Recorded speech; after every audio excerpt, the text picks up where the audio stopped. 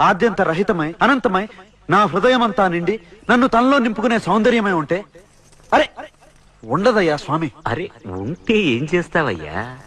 ఆ సౌందర్యానికే దాసోహం అంటాను. అయితేరా చూపిస్తాను. పద చూస్తాను.